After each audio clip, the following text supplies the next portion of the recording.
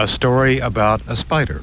The scientific name is Arachne vulgaris floravora, a spider that eats flowers and only flowers. The trouble is, none of the other insects know that. David Kirk now reads most of his very short story called Miss Spider's Tea Party. One lonely spider sipped her tea while gazing at the sky. She watched the insects on the leaves and many flying by. "If I had friends like these," she sighed, "who'd stay a while with me, I'd sit them down on silken chairs and serve them cakes and tea." Two timid beetles, Ike and May, crept from the woodwork that same day. But when Miss Spider begged, "Please stay," they shrieked, "Oh no!" and dashed away.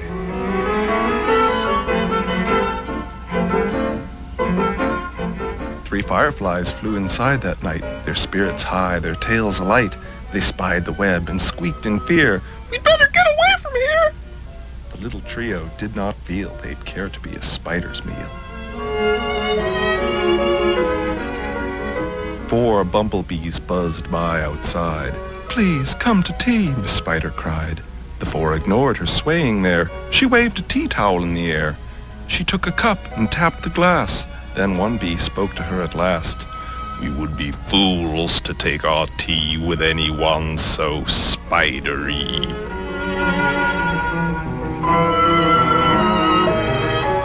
Within the shadows of the room, just peeking from behind a broom, 5 grinning faces bobbed and peered. Miss Spider smiled, her heart was cheered. Descending for a closer look, she danced into the gloomy nook, but sadly found those jolly mugs belonged, alas, to rubber bugs.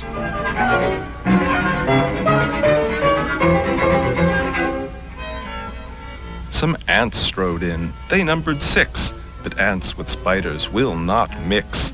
She brewed them tea from hips of roses. The proud platoon turned up their noses. A fine bouquet concealed its prize of 7 dainty butterflies. Miss Spider, watching from the wall, was not aware of them at all. The tea table was set for 8, with saucers, cups, and silver plate. The cakes were fresh, the service gleamed, yet no one would arrive, it seemed. Her company, in no demand, left her a cup for every hand.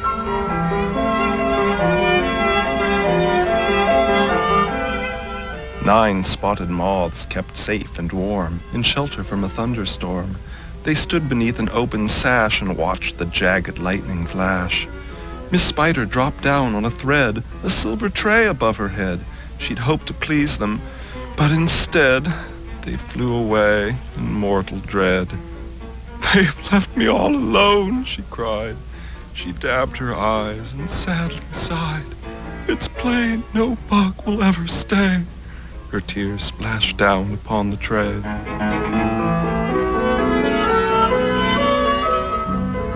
David Kirk's story does come to a happy end. If you will turn just 5 more pages, Miss Spider finds a way to win the trust of the insects, to convince them that she eats only flowers and drinks just tea. David Kirk also paints the pictures for this book. The spider is a vibrant yellow, the ants flaming red. The story itself comes from many nights of consultation with his 7-year-old daughter at bedtime. I went over all the verses with her as I was writing them, and the pictures came along quite a bit later, but I tried everything on her, and we talked about what kind of bugs I should be using and things as we went along on the book. So she, in fact, was your editor? In a way, yeah. She did edit quite a bit. Did the idea of scariness ever come up? No, not so much in this book. I don't think there are too many scary bits in this book. Miss Spider's generally pretty genteel all the way through.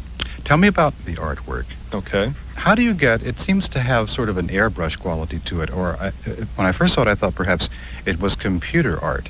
Yeah, I've had other people say that too, and I hardly know how to work a computer, and I also dislike airbrushes a great deal. It's just the nature of the kind of brushes I use and the way I put on paint, and also oil paint is a wonderful medium that people aren't using probably as much as they ought to, in my opinion. Mm-hmm. How do you get sort of a vague, soft edge effect, though, with it?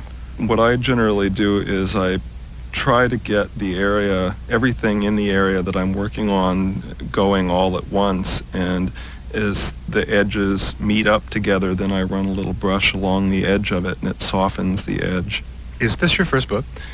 Yes, it's my first storybook, my first real picture book. I wanted to try to write something. I'd been looking at a lot of sort of old-fashioned verses. I was very influenced by Lewis Carroll's The Walrus and the Carpenter, and I have some old books by a Viennese author called Ida Bohata Morpurgo. What sort of work was that? You don't see it much, and I don't think she's even in card catalogs generally in the libraries. They're little books about birds and gnomes and springtime and things like that, and I've found a few antique ones, and I've seen them reproduced a few times. Now, just to check a point of science here, the Arachne vulgaris floravora, Yes. is that real, a flower-eating spider? Well, I'm the only one who's seen one, actually. Uh-huh. And this would be a spider that really is no threat to insects because... No, it only eats flowers. It shares them with the other insects. It would be probably native to upstate New York, and you wouldn't find it... No, nowhere else. I think it's native particularly to my yard. Yeah. The surrounding woods. David Kirk, he lives in Kings Ferry, New York, where he's working on a sequel to Miss Spider's Tea Party.